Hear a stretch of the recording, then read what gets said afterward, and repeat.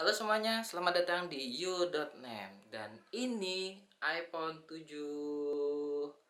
Sekarang yang jadi pertanyaan, apakah iPhone 7 ini cocok buat kalian yang pengen dapetin di tahun 2020?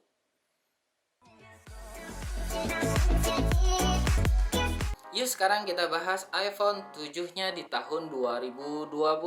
Sekarang kita bahas dari segi bodinya. Desain dari iPhone 7 ini untuk bagian belakangnya ya berbahan metal, seperti besi gitulah. Jadi dia tidak berbahan kaca ataupun berbahan plastik, sehingga kelihatan elegan, kokoh, dan kuat. Beda banget kalau misalnya handphone itu berbahan plastik ya. Kalau misalnya jatuh dari ketinggian yang lumayan, ada kemungkinan lebih tahan dan lebih kuat dibandingkan yang berbodi plastik, apalagi kaca. Kalau kaca sekali jatuh ya pecah. Kalau pecah ya ganti lagi backdoornya. Artinya iPhone 7 ini bodinya sangat kokoh banget. Cuman ada kekurangan bodi berbahan metal, yaitu agak terasa gampang panas. Karena bahan metal atau besi itu biasanya lebih cenderung menjadi konduktor panas. Jadi kalau misalnya panas, terasa panas. Beda banget dengan handphone yang belakangnya berbodi kaca atau metal. Jadi kelebihannya ada, kekurangannya ada. Cuman kalau kita lihat dari segi bodinya, iPhone 7 itu tidak kalah dengan handphone sekarang. Contohnya, Apple selaku vendor dari iPhone mengeluarkan iPhone SE 2020 dan bodinya mirip dengan iPhone 8. Sedangkan iPhone 8 juga bodinya mirip dengan iPhone 7. Artinya body secara keseluruhan dari iPhone 7 ini tidak ketinggalan zaman. Dan yang kalian perlu tahu, logonya itu loh yang bikin orang menganggap Anda mempunyai HP yang mewah. Buat kalian yang pengen tahu kenapa iPhone dianggap selalu keren, yuk lihat di kolom deskripsi. Kemudian salah satu kelebihan dari iPhone 7 dari handphone yang lain adalah iPhone 7 ini udah dilengkapi sertifikat IP67 yang menandakan bahwasanya iPhone 7 ini tahan air. Cuman kita ndak rekomendasiin buat kalian yang pengen ngetes tahan airnya dicemplungin ke laut misalnya, atau ke bak mandi atau sebagainya, kita nggak bakal saranin itu. Cuman paling tidak sertifikat IP67 ini bisa kalian bawa ketika misalnya cuaca lagi hujan atau misalnya nggak sengaja kesemprot air dan lainnya, sehingga iPhone kalian akan tetap aman. Kemudian dari segi layar, iPhone 7 ini sekitar 4,7 inci.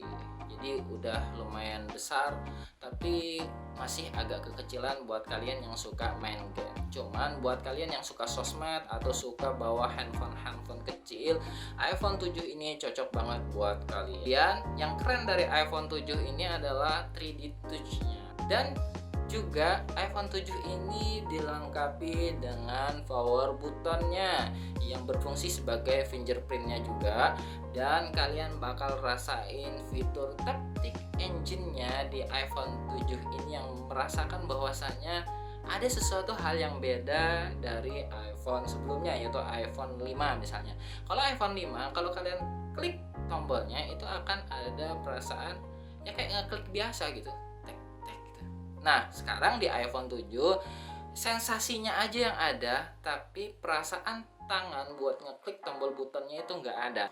Kemudian dari segi sistem, kalau kalian lihat dari segi umurnya ya, seperti yang kita bahas sebelumnya, bahwasanya iPhone biasanya didukung oleh Apple untuk segi update-nya sekitar 5 tahun. Dan iPhone 7 ini baru berumur 4 tahunan lah, jadi masih ada update sistem paling tidak sampai tahun 2021.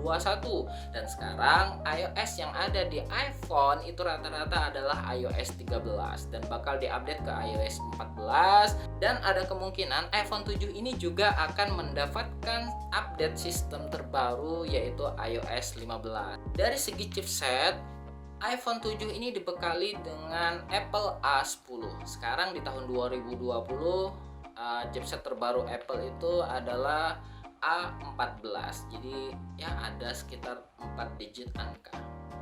Kemudian dari segi besaran baterainya, Kalau iPhone 7 ini dibekali dengan kekuatan 16 nm. Kalau iPhone 11 yang baru ini dia dibekali dengan 7 nm. Jadi udah agak lumayan jauh sih, tapi masih lumayan. Kemudian untuk kapasitas baterainya, iPhone 7 ini dibekali 1960 mAh. Jadi agak lumayan kecil sih, dan ini memang kekurangan dari iPhone 7.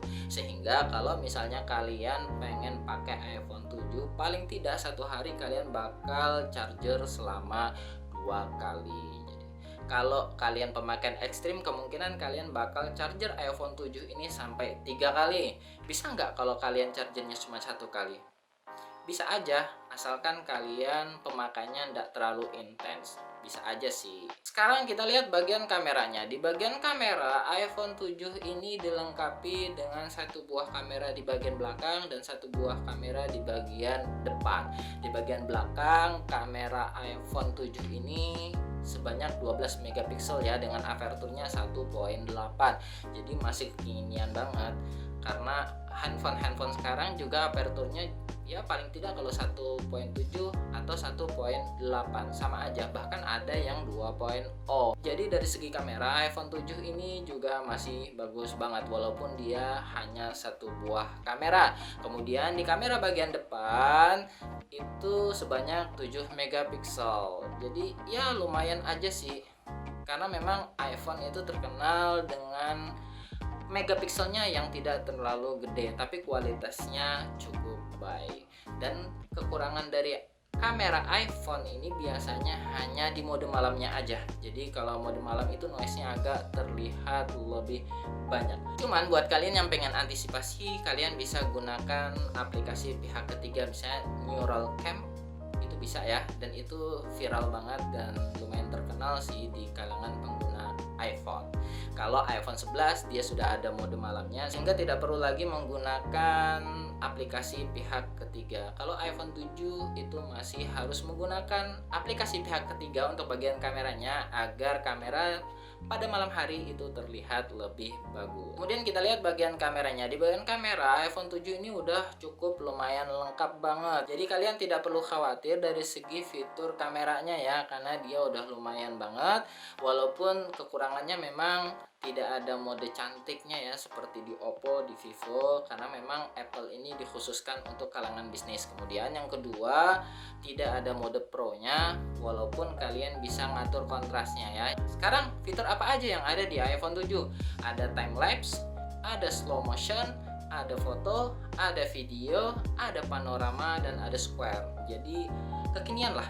Dan videonya itu juga mendukung 4K. Jadi udah kekinian banget, walaupun umurnya udah lumayan ya 3 tahun lah. Jadi masih lumayan banget. Sekarang kita lihat di bagian settingnya. Di bagian settingnya kalian bakal lihat menu-menu yang sama aja ya dengan iPhone lainnya. Ada airplane, ada about, dan lainnya. Kalian bakal temuin menu-menu yang sama. Kalian bakal dapet mode gelap ya di iPhone 7 ini. Jadi udah lumayan sama banget dengan handphone keluaran sekarang, karena iPhone 7 ini masih didukung update sistem. Nah sekarang kita lihat bagian touchbar-nya.